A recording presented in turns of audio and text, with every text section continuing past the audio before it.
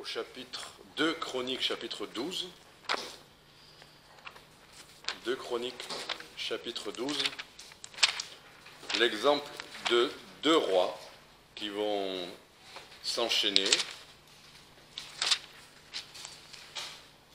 Et en fait, je vais appeler ce premier roi le roi intermittent, c'est Roboam, et le second roi, Asa, est le roi persistant. J'ai cherché un mot qui incarne tout ce qu'on va voir, mais le mot persistance est, je pense, approprié. On va lire juste un verset qui est le verset d'introduction, et après on lira des textes. On ne va pas tout lire avant, on lira au fur et à mesure et on expliquera. Donc 2 Chroniques, chapitre 12, verset 1. Je vais prier et ensuite on va lire ce verset. Seigneur, merci parce que tu es un Dieu vivant et tu nous conduis, on peut s'appuyer quotidiennement et pour les grandes et les petites choses sur toi. Merci de ces textes qui sont en eux-mêmes l'explication de ce que tu veux nous dire puisque tu parles et tu dis ce que tu as à dire de chaque situation. Alors merci d'encourager ton peuple, de le stimuler, de le fortifier dans ta grâce, au nom de Jésus-Christ et par sa force. Amen. 2 Chroniques, chapitre 12, verset 1. Lorsque la royauté de Roboam se fut affermie et qu'il fut devenu fort, il abandonna la loi de l'Éternel et tout Israël avec lui. Qu'est-ce qui se passe dans la tête d'un homme quand Dieu le bénit, quand Dieu lui donne de devenir fort, qu'il abandonne?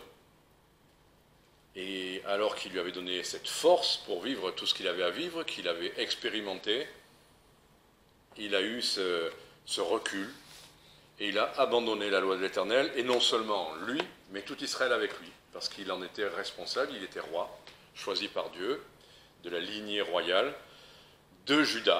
Donc cet épisode vient juste après la séparation entre les 10 tribus avec Jéroboam et lui, Roboam. Dieu va l'empêcher de faire des bêtises et Roboam, on va le voir, commence bien, il obéit au Seigneur.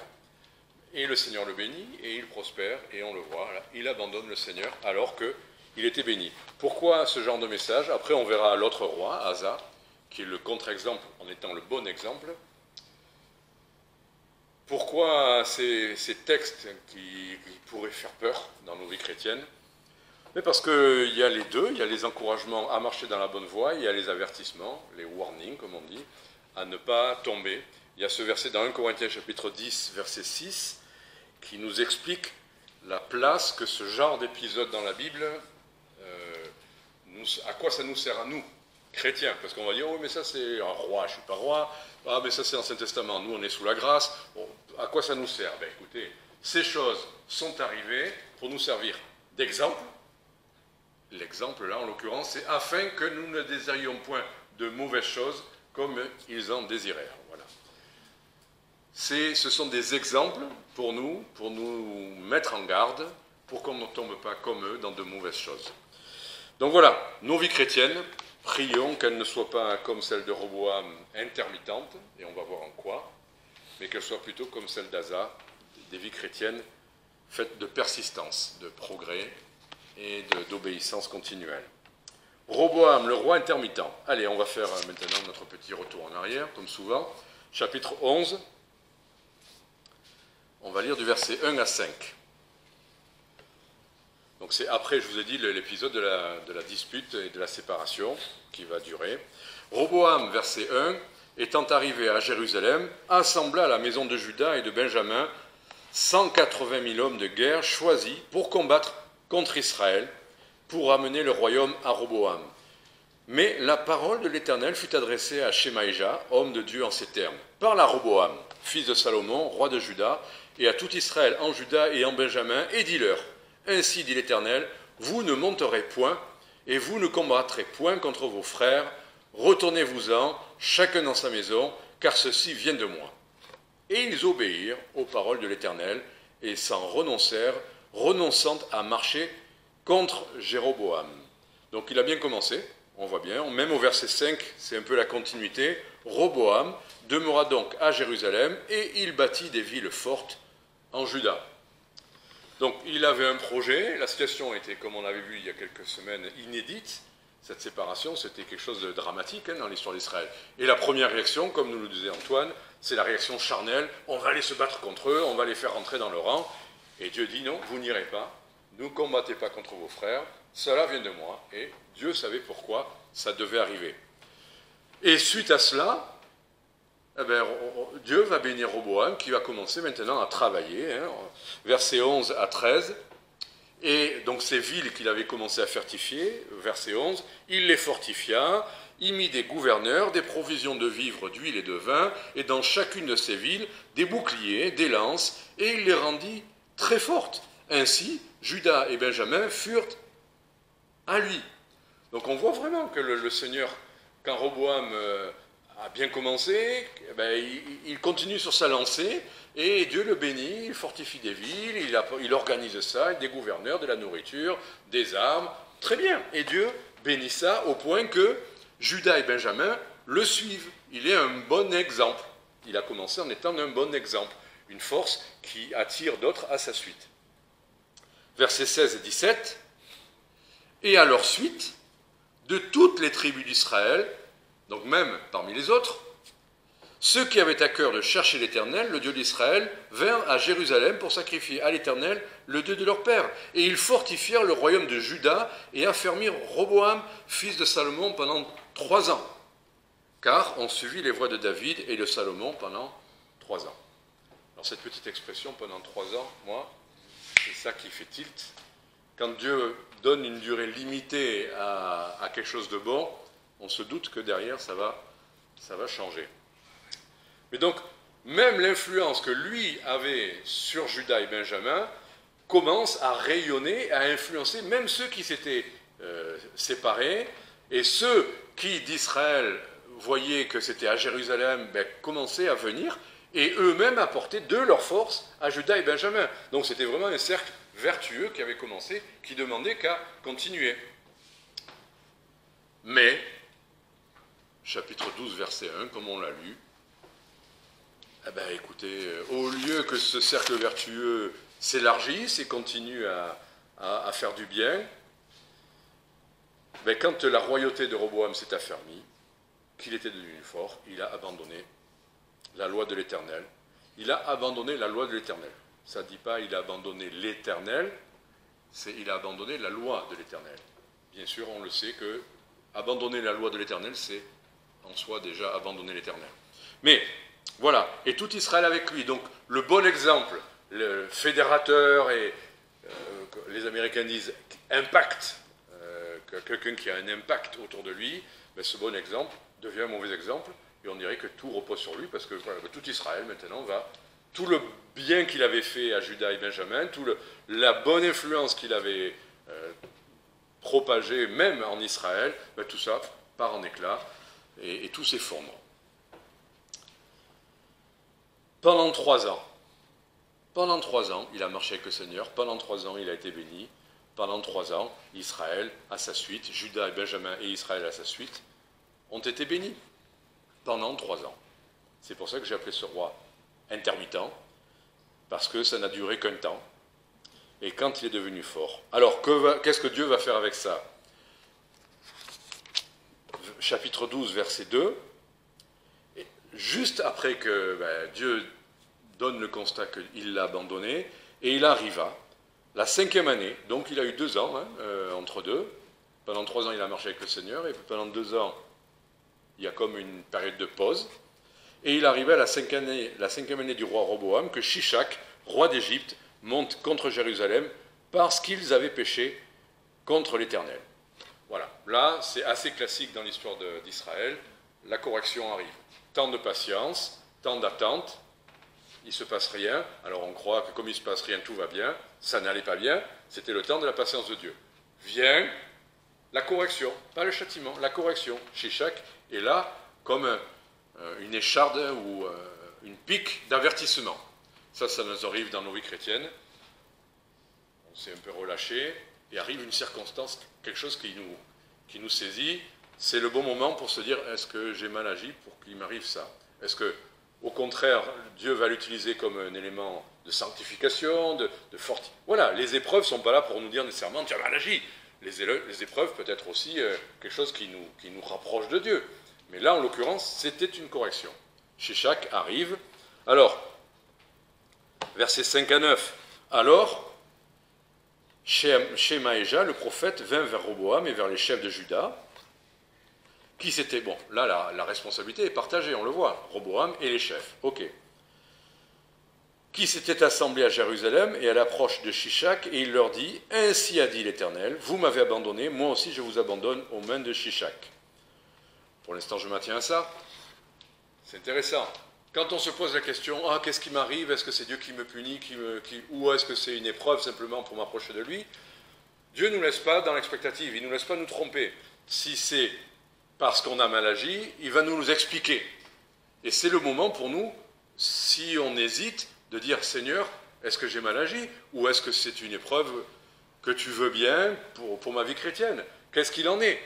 Et là, Dieu ne le laisse pas sans l'instruction claire. Il lui dit, c'est parce que vous avez abandonné. Lui et les chefs sont clairement repris. L'explication est donnée par le Seigneur. Donc, quand on est dans ces moments où, qu'est-ce qui m'arrive? Ben, demandons au Seigneur.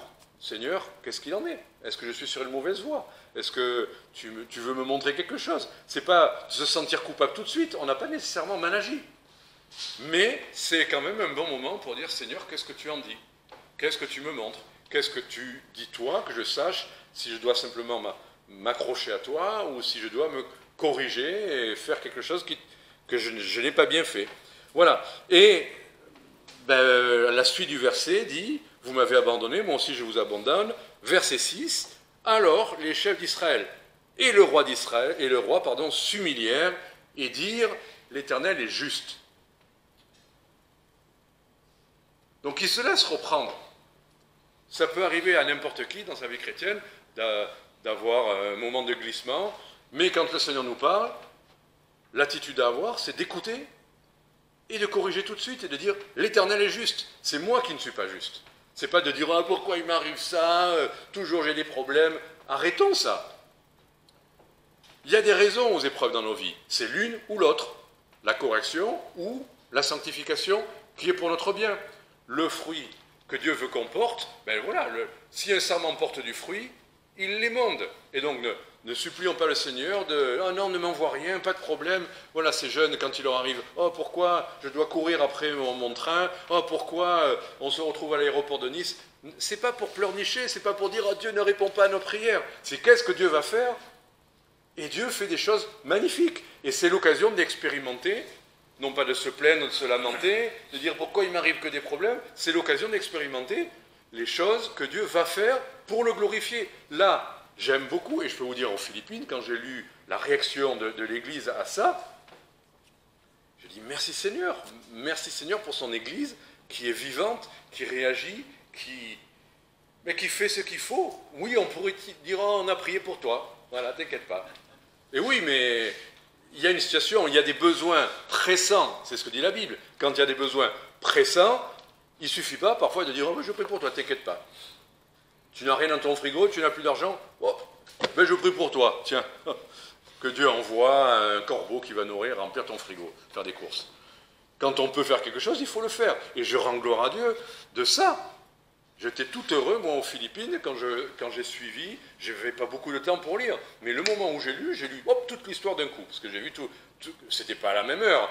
Mais moi, j'ai vu le déroulement, l'épreuve, le déroulement de ce qui se passait, les interactions, et puis le final, merci Seigneur, la famille les héberge. Voilà. Hier, je commençais à me demander, à l'aéroport, les bus disparaissaient, il y en avait qui ne venaient pas, c'était le chaos. Alors je commençais à regarder Nice, qu'est-ce que je vais faire? Enfin, si je suis encore là, j'ai dit merci. J'ai juste prié. Et un bus est arrivé finalement avec 1 heure de retard, mais on a pu monter dans le bus, même si c'était le chaos. Enfin, merci Seigneur. Ne prenons pas les épreuves nécessairement comme... non, c'est soit pour nous faire porter plus de fruits, pour se glorifier, que Dieu va montrer que ce qui met derrière. Les jeunes là, allez, vous êtes allés camper sur le terrain de foot, pourquoi? Ben, il y a eu des alarmes, il y a eu une fuite d'eau, la fuite d'eau a déclenché les alarmes, à 2h30 du matin, en pleine nuit, ben c'est la catastrophe, c'est le chaos, vous imaginez la colo? Les alarmes de colo, c'est effroyable, c'est un cauchemar. Ah ben, au lieu de dire oh là là là là, on n'arrive pas à dormir, ben, ils sont allés camper sur le terrain de foot. Et c'était un des meilleurs souvenirs, non? Mais voilà. Donc, laissons le Seigneur se glorifier quand il arrive des choses comme ça. Ça peut être une correction, écoutons. Et s'il nous a montré tu as mal agi, demandons pardon, humilions-nous. Et là, qu'est-ce qui se passe? C'est ce qu'ils ont fait. Ils ont dit l'Éternel est juste. L'Éternel est toujours juste.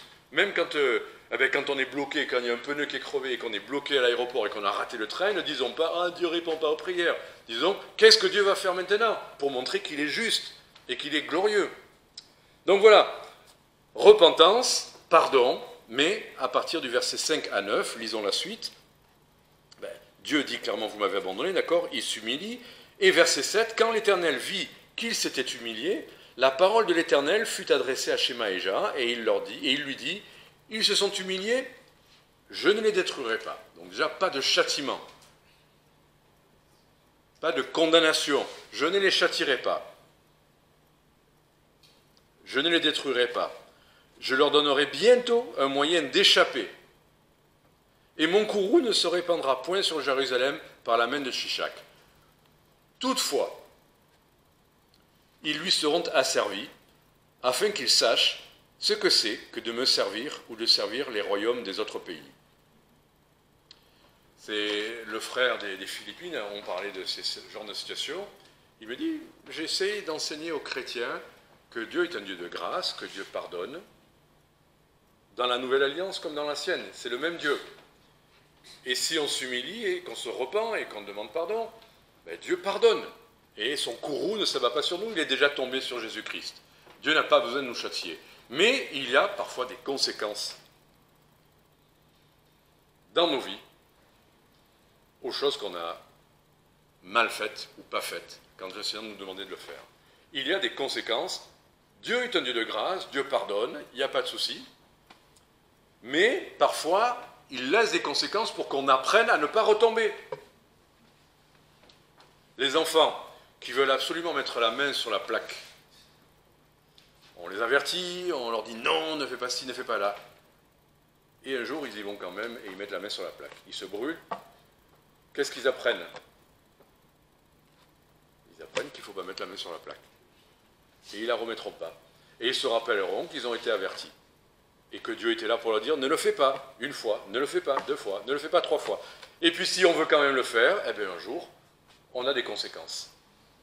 Et la conséquence, pour le coup, est l'élément correcteur, l'élément pédagogique, pour qu'on ne retombe pas dedans. Et comme par hasard, là, on ne retombe plus dedans. Parce que Dieu le dit, afin qu'ils sachent ce que c'est que me servir. On le sert, on est béni. On sert les autres royaumes des autres pays, et bien on va se brûler.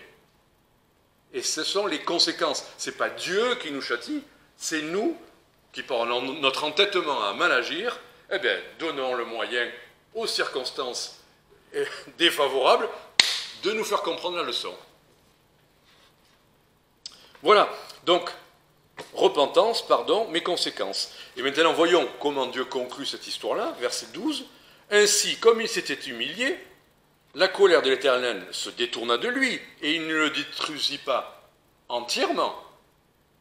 Il a quand même laissé des plumes, parce qu'il va perdre l'or, et l'argent de... Il y a perdu des privilèges, évidemment. Il y apprend de manière cuisante la leçon, et quelque part, il y laisse quelque chose, mais il y a encore de bonnes choses en Juda. Voilà. Car il y avait encore de bonnes choses en Juda. Voilà pourquoi la destruction ne se fait pas, parce qu'il y avait encore de bonnes choses en Juda. Et c'est pour ça qu'il ne faut pas voir les choses toujours comme tout mal ou tout bien.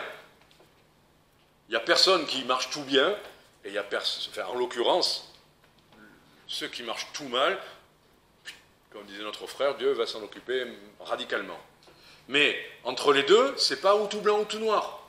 Il y a encore de bonnes choses, et Dieu le voit. Dieu voit les bonnes choses. Il voit certaines dispositions, il voit les bonnes choses qu'on fait encore pour lui, il voit bien, et il veut nous apprendre, et il nous laisse des conséquences dans nos vies chrétiennes pour ça. Mais il voit quand même les bonnes choses. Ne croyons pas, Dieu est tout contre moi, ça va mal. Moi, je fais un peu trop souvent ce bruit-là, il faut que j'arrête. C'est faire le pleurnichard, excusez-moi. Bon, il y a encore de bonnes choses.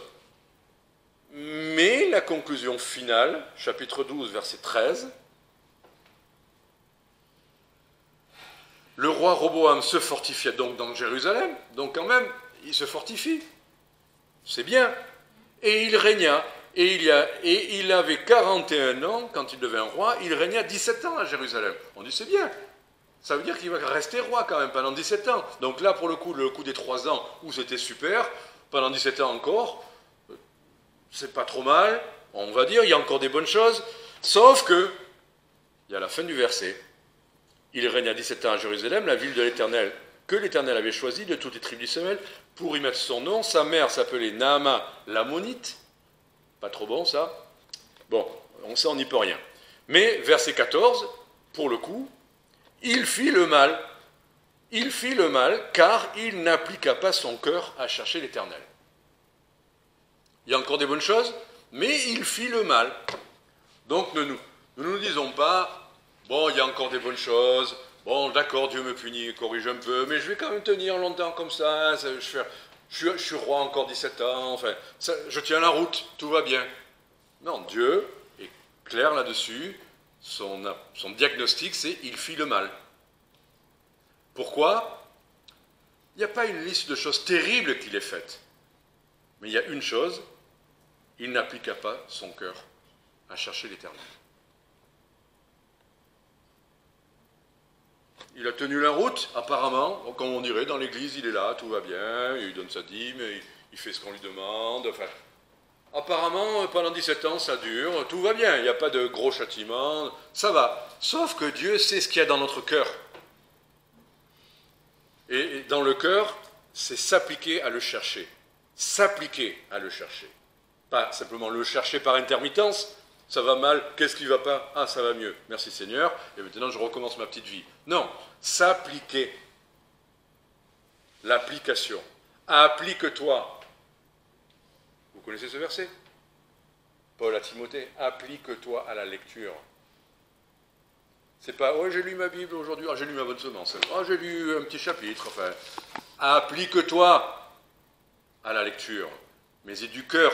Quand tu lis, demande au Seigneur. Bien sûr, tu es peut-être fatigué, bien sûr, tu es un peu confus, bien sûr, avec l'âge, c'est de plus en plus compliqué d'être concentré durablement. Bien sûr, Dieu sait tout ça. Mais quand tu t'appliques à chercher, quand tu veux vraiment, comme par hasard, le texte devient clair.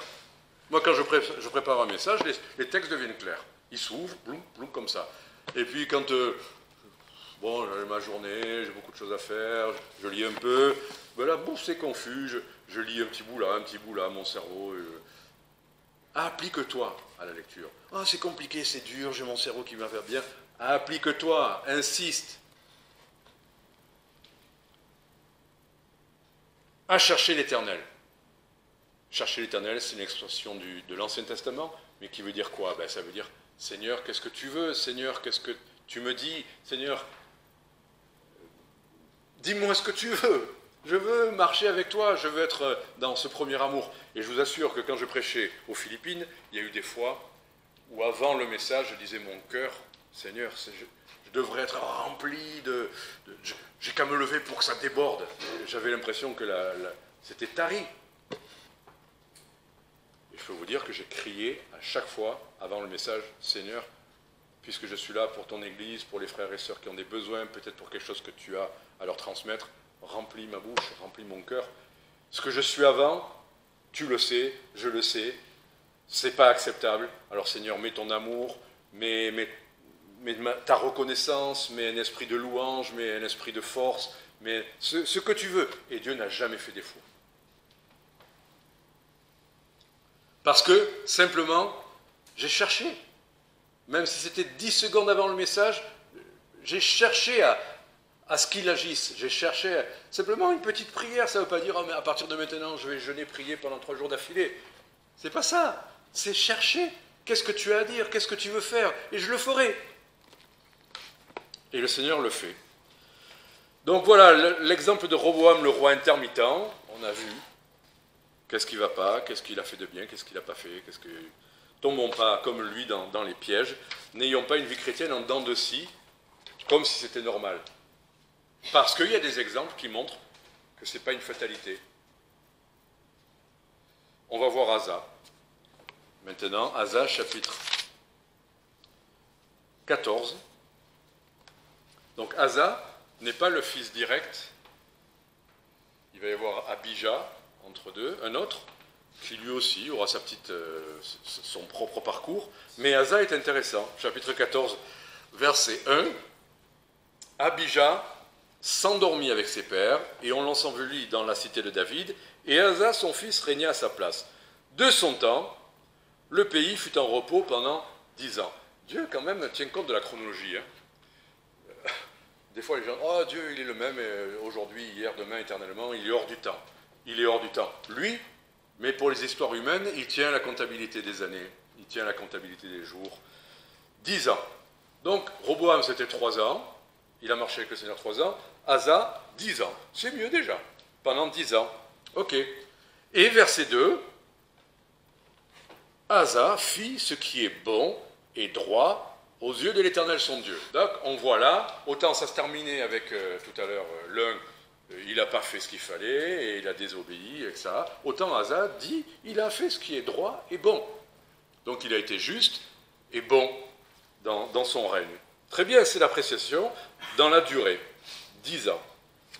Au début, ça ressemble au début de Roboam, non? À part la durée, voilà, c'est bon, il va travailler pour le Seigneur. Alors, j'ai pas fait exprès, mais ça m'est venu quand même. Il va faire 3 choses. Là, on dirait que c'est un nouveau message qui commence, c'est un peu ça. 3 choses, il est prêt à travailler, il est prêt à batailler, et il est prêt à balayer. Ça se termine à chaque fois à y. Je suis content. Là. Travailler, batailler, balayer. Et ce qui va bien avec lui, c'est qu'il est toujours prêt à travailler, batailler, balayer. Travailler, versets 6 et 7.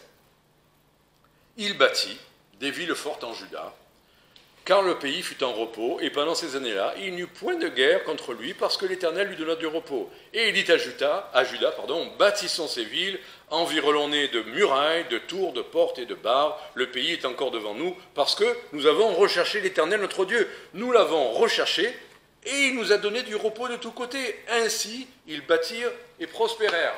Donc bâtir des villes pour un roi, c'est de fortifier son pays contre les attaques ennemies possibles. C'est l'occasion d'être en repos.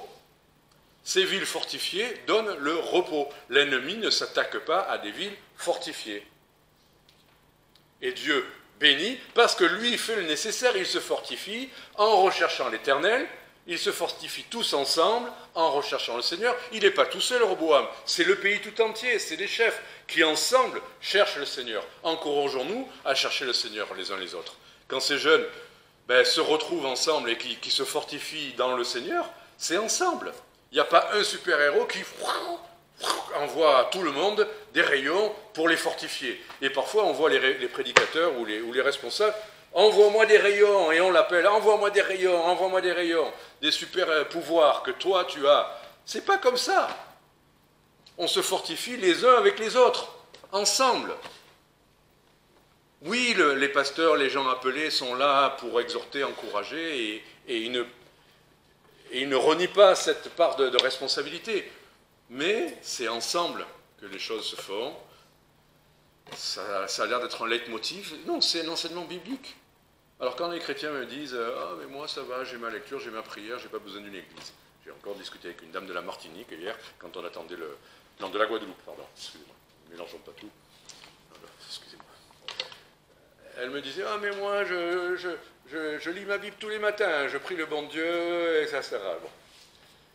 Et j'ai dit « Mais je vais pas dans les églises. » J'ai dit « Parce que vous trouvez pas ce qu'il faut dans les églises. » Oui, c'est ça. J'essaie d'encourager en disant, mais si vous trouvez une bonne église avec de l'enseignement qui vous apportera ce dont vous avez besoin, ça, c'est bien ça aussi. Oui.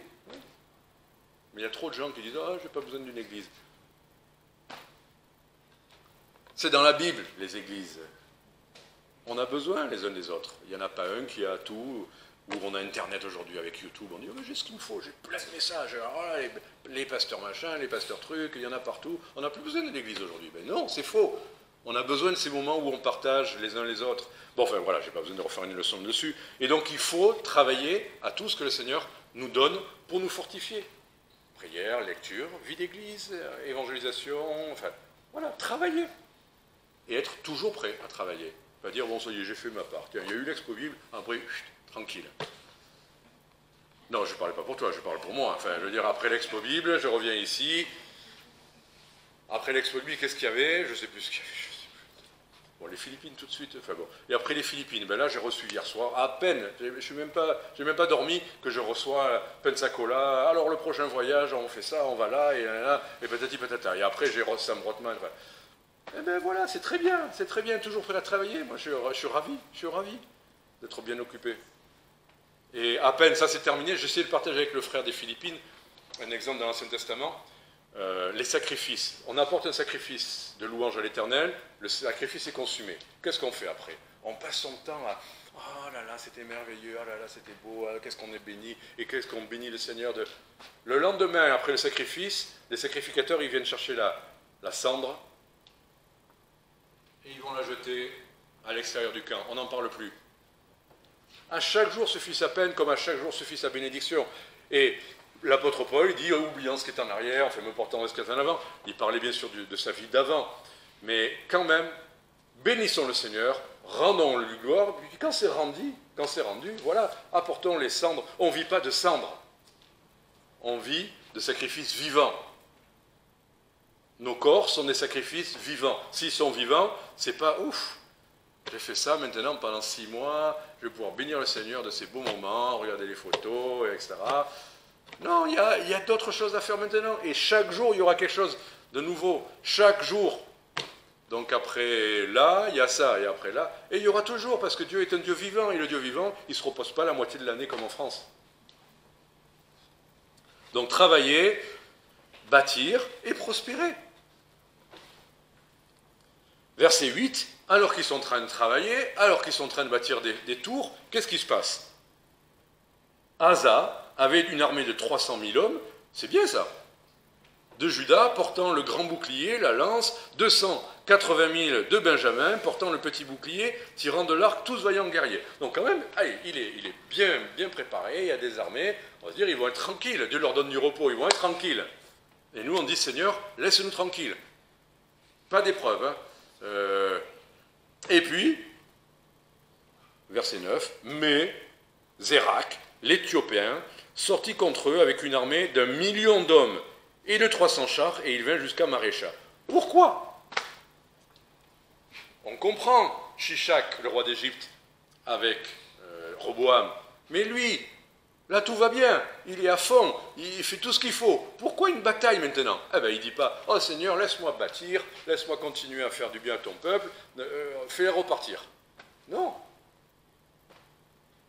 Verset 10 d'abord, pardon. Et Asa alla au-devant de lui, et ils se rangèrent en bataille dans la vallée de Tsephacha, près de Marécha. Je vous assure que quand hier, après près déjà de 30 heures d'avion et tout ce que vous voulez, qu'à Nice, le car commence à annoncer 38 minutes de retard, et puis que le car d'avant qui venait de Zagreb, qui allait à Lisbonne, il y avait des gens, ils ne savaient même pas si le car allait venir, enfin... Là, et là, les gens du car disaient, oh non, c'est le chaos, à Flixbus, ils s'en moquent, ils s'en occupent pas, et patati patata. Là, justement, c'est là où j'ai commencé à parler avec la dame guadeloupéenne qui ne comprenait plus rien. Là, tout le monde ne savait plus, est-ce que c'est celui-là, est-ce que c'est pas celui-là. C'était le chaos. Bon, j'ai eu envie de dire, Seigneur, quand même, c'est bon, c'est la fin du voyage. Ramène-moi à Marseille, je suis épuisé, il fait chaud. Mais non, j'ai dit, Seigneur, bon, ben écoute, il y a des moyens là de témoigner, qu'est-ce que tu veux? Voilà. Ben, on a eu des occasions de parler avec la dame, et puis après, quand finalement le bus est arrivé, j'ai parlé pendant 2h30 avec un jeune homme, toujours prêt à batailler, et pas à se plaindre alors qu'on fait ce qu'il faut. Oh, pourquoi il m'arrive ça en plus? Tu vois, Seigneur, j'ai obéi, je suis allé aux Philippines, et pourquoi il m'arrive ça maintenant? Ça sert à quoi? Je veux juste me reposer. Mais non, Qu'est-ce que tu vas faire? Il y a une armée qui arrive d'1 million d'ennemis, eh ben allez, on y va. Par ta force, pas moi. Moi, mon corps, il dormait depuis déjà 6 heures, debout. Mais le Seigneur donne sa force. Et la fatigue passe, et le temps passe, et tout va bien. Si on est prêt à batailler, si on est prêt. Verset 11, alors Asa cria à l'Éternel son Dieu. Voilà, c'est tout. Crier à l'Éternel son Dieu, c'est tout. Il n'a pas dit, maintenant on va préparer, on va recruter des nouveaux, ils sont 1 million, on n'est que 500 000. C'est déjà pas mal 500 000. Oui, mais quand même, allez, juste pour les jeunes là. 500 000, il y a presque même 600 000. 600 000 contre 1 million, on peut y arriver, ça va. Enfin, c'est pas trop mal. C'est pas 1 contre 10, c'est un peu plus que 1 contre 2.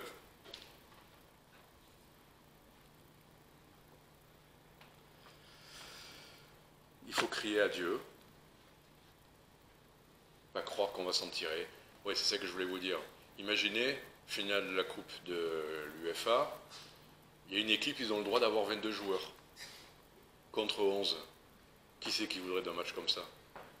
Mais non, c'est le double, c'est pas possible, on va perdre, c'est évident, c'est pas... Eh bien, si jamais il fallait faire un match 22 contre 11, qu'est-ce qu'on fait? Si jamais c'est ça la nouvelle règle de l'UEFA. Si c'était un match pour Dieu, on dirait, ben, on va compter sur Dieu. Voilà, c'est tout. Et c'est exactement ça, et j'aime bien, on va le dire un peu plus clairement après, mais bon, je le garde pour la conclusion. Donc voilà, prêt à batailler. Ne prenons pas les épreuves, les circonstances comme une occasion encore de dire mais pourquoi Seigneur, mais bon Seigneur, qu'est-ce que tu veux? Et je crie à toi, quelle que soit la circonstance, quelle que soit l'armée, qu'on soit 600 000 ou pas, peu importe, je compte sur toi. Ok. Dernier point, balayer. Pourquoi je parlais de balayer? Parce que des fois on est prêt à travailler, on est prêt à batailler, il y a des chrétiens qui sont toujours prêts, mais quand il s'agit de balayer, là il n'y a personne. De quoi s'agit-il balayer? Versets 3 à 5, je l'ai gardé, c'était normalement avant batailler, mais je trouvais que je préférais terminer par balayer. Verset 3, il ôta les autels étrangers et les hauts lieux, il brisa les statues et mit en pièces les emblèmes d'Achéra, et il recommanda à Juda de rechercher l'Éternel, le Dieu de leur père, de pratiquer la loi et les commandements. Et il ôta de toutes les villes de Juda les hauts lieux, les colonnes consacrées au soleil, et le royaume fut en repos devant lui. Il a ôté. Il a fait du nettoyage dans Juda. Là, j'ai des phrases qui viennent toutes faites, mais on n'est pas plus fort que nos points faibles. Une équipe, allez, là je reviens au foot, une équipe, elle a beau avoir les meilleurs avant-centres, si elle n'a pas une défense, elle va perdre.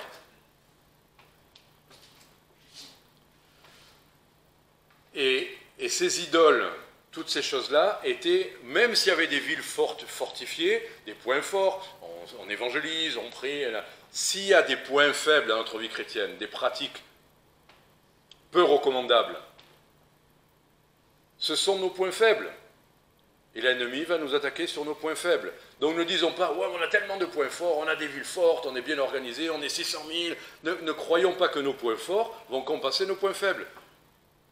L'ennemi va taper sur les points faibles. Les murailles s'effondrent aux points faibles, pas aux points forts. Et les idoles qu'on tolère vont être nos points faibles. Où l'ennemi va s'engouffrer, où l'ennemi va détruire, malgré nos villes fortes, malgré nos bonnes habitudes, malgré tout ce qu'on fait de bien pour lui. Voilà pourquoi il faut rechercher l'Éternel. Pas simplement travailler et batailler, il faut rechercher l'Éternel, parce que s'il nous montre des points faibles, il faut balayer. Si Dieu nous le dit, ne cherchons pas la poussière, vous savez, comme les mères avant Pessah, dans les familles juives, qui cherchent le grain de poussière dans le... Ne cherchons pas ça, enfin, on sait qu'on n'est pas parfait. Mais recherchons le Seigneur pour savoir ce qu'il a à nous dire. C'est ça la clé. Qu'est-ce que tu en penses? Qu'est-ce que tu en dis? Tu m'avertis ou tu penses que c'est quelque chose qui va passer ou qui n'est pas important? Il y a des choses où on aurait envie de tout régler sur tout le monde. Oh, celui-là il fait ça, celui-là il fait ça, celui-là il fait ça, et on voudrait régler ça. Et le Seigneur dit, laisse-moi faire, patience. Il y a la jeunesse, où il y a la fatigue, où il y a des circonstances particulières, où tu ne sais pas exactement ce qu'il y a derrière, toi. Tu vois les apparences, tu ne sais pas ce qu'il y a dans le cœur, et Dieu voit dans les cœurs. Donc c'est pour ça, laisse-moi parler, toi, écoute-moi. Rechercher l'Éternel, c'est pour nous. Recherchons pas l'Éternel pour les autres, Seigneur. Je te recherche pour que tu lui parles. Hein.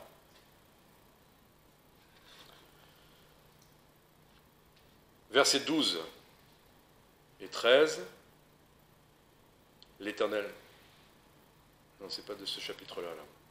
C'est chapitre, je sais plus où j'en suis là. Bon, enfin voilà. On ne peut pas tout changer. Oui, ça doit être 12 et 13, 12 et 13 pardon, du chapitre 15, voilà, parce qu'il y a 3 chapitres. Ils rentrèrent, là c'est le peuple, ils rentrèrent dans l'alliance pour chercher l'Éternel, le Dieu de leur père, de tout leur cœur et toute leur âme. C'est ça la bonne disposition. S'engager à chercher l'Éternel. Ok. En sorte, et là ça fait peur, en sorte qu'on devait faire mourir tous ceux qui ne recherchaient pas l'Éternel, le Dieu d'Israël, tant les petits que les grands, tant les hommes que les femmes. C'est pas une pratique d'église, ça. Si on devait... Sinon, il n'y aurait plus grand monde. Bon, il n'y aurait plus personne, ni pasteur, ni personne. Bon. Mais, quand même, ils avaient ce côté entier. Eux recherchaient le Seigneur, et ils étaient prêts à faire ce qu'il faut pour régler les choses dans l'Église. C'est vrai que dans l'Église, il y a ce qu'on appelle la discipline de l'Église. Il y a des fois des situations qu'il faut régler, qu'il ne faut pas tolérer dans une vie d'Église. Ça existe. Et ça, il faut le régler. Mais ce n'est pas la même chose que des moments dans la vie chrétienne où on n'est pas au top. Et voilà, ne fondons pas comme un aigle ou un vautour sur chaque proie, chaque fois qu'il y a quelque chose qui ne serait pas parfait dans qui que ce soit. Ce n'est pas ça la discipline. Mais il y a des fois des choses qu'il faut régler. Ok. Versets 16 et 17. Et là, à titre personnel, le roi, parce que là c'était une histoire du peuple entier ou des chefs, mais le roi, verset 16, destitua même de son rang sa mère, Maaka, parce qu'elle avait fait une idole pour Ashéra. Et Asa abattit son idole, la mit en pièces et la brûla au torrent de Cédron. Donc vous voyez, ils vont quand même au bout des choses, quoi. Sa propre mère. Mais ce qu'elle faisait, c'était pas juste, qu'elle n'était pas parfaite. Elle faisait un haut lieu, un lieu d'adoration, à une Ashéra, un pieu d'adoration, et ça, il ne pouvait pas laisser faire. Donc il a destitué, comme il peut arriver des fois que dans une église, quelqu'un qui a des responsabilités soit destitué de ses responsabilités à cause d'un péché notoire. Pas d'une fragilité, d'un péché public notoire. Et là, l'Église ne peut pas tolérer ça. Même si on aime les gens, même si c'est quelqu'un de notre proximité immédiate, familiale, s'il le faut, il le faut. Et verset 17, « Mais les hauts lieux ne furent point ôtés du milieu d'Israël. » Donc lui, ce que lui a fait, il l'a fait de tout son cœur, ce n'était pas autant Israël. Néanmoins, donc même si tout n'est pas parfait dans Israël, néanmoins, le cœur d'Asa fut intègre tout le long de ses jours. Cœur intègre. Il n'est pas parfait, mais il a un cœur intègre. Il se repent. David est selon le cœur de Dieu, et pourtant il n'est pas parfait, David, loin de là. Mais Dieu connaît son cœur. Sa, comment dire, pas propension, mais son habitude de se laisser reprendre, d'écouter, de chercher Dieu.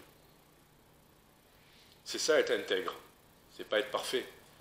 C'est qu'on cherche Dieu et s'il nous parle, on l'écoute. On ne fait pas comme si on allait l'écouter sans l'écouter. Voilà.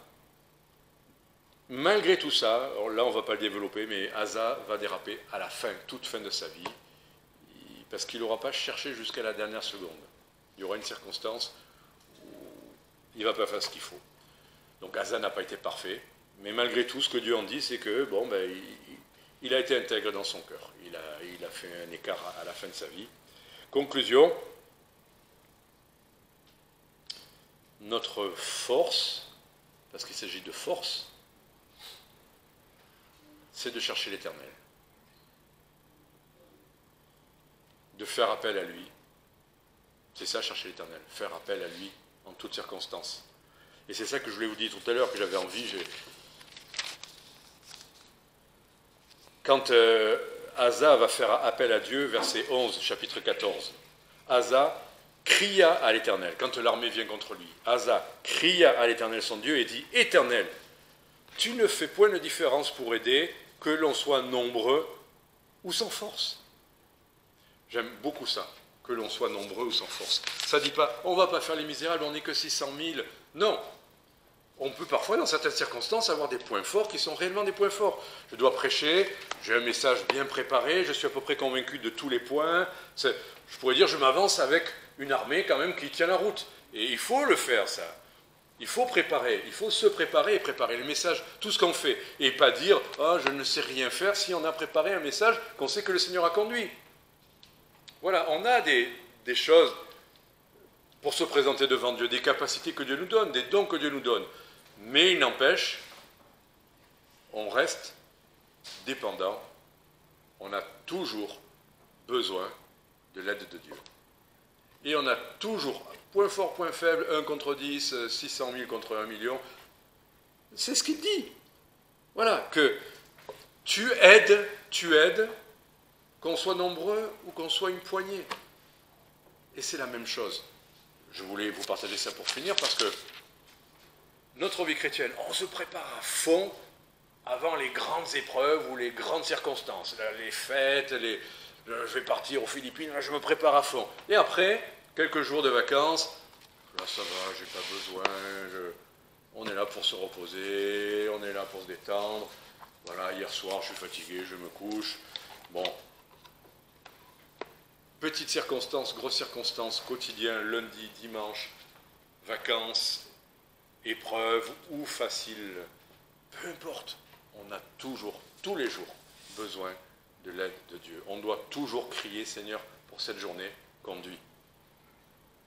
Pour cette journée, montre-moi c'est quelque chose qui ne va pas. C'est le calme. Tout va bien, je crois que le Seigneur me bénit, je me fortifie.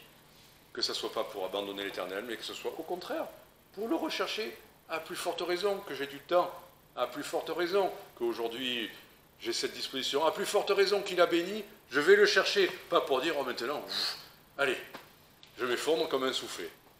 Allez, il y a le Didier de la semaine où il arrive des Philippines, et il y a le Didier de la fin de semaine où il est resté tranquille à la maison. Vous allez retrouver... Non, cherchons l'Éternel, c'est notre besoin, c'est notre force, et c'est ça qui fait tout. Bataille, allez, je reprends mes 3 points. La deuxième, c'est bataille. Le premier, c'était travail. Et le premier, c'est balayer, en fait. Parce que tout commence par le balayage. On balaye avant, normalement, avant d'aller batailler. Voilà, conclusion, verset 15, chapitre 15, verset 7, et là, c'est le dernier mot.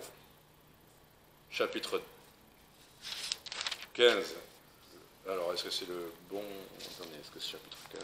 Oui, verset 7. Verset 7. Oui. Mais vous, et là ça s'adresse à tout le peuple, mais vous, ceux qui n'ont pas bien fait, tant pis pour eux, ils ont abandonné l'Éternel. Tant pis pour eux, vous n'avez pas fait. Ok, mais vous, fortifiez-vous, et que vos mains ne soient point lâches, car il y a un salaire pour ce que vous ferez.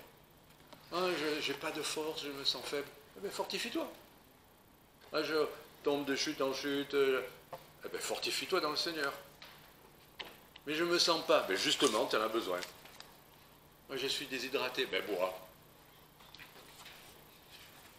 J'ai besoin de sommeil. Eh ben dors. J'ai plus de force. Mange. Fortifiez-vous. Où ? Dans la grâce. Et Dieu ne fait jamais défaut. Dieu ne fait jamais défaut. Ma grâce te suffit, c'est fortifiez-vous en toutes circonstances dans sa grâce. Que le Seigneur vous bénisse.